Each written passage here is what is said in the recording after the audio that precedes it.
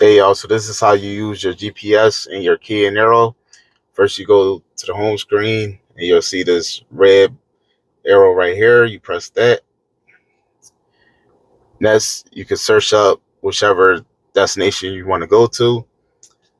We could try New York. That's a good destination.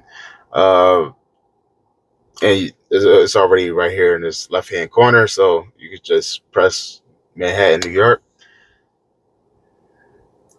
So it'll give you two routes. You could take the recommended route or you could take the alternate route. It's up to you which one you want to take. So you can also control the volume too. Right here, you press the speaker button and press this box right here. And you could use this bar to turn it all the way up, or you could turn it all the way down. However, you like your voice command, however loud you want that to be. Uh, and you call to cancel the route. You go down here in this left corner, press that to cancel.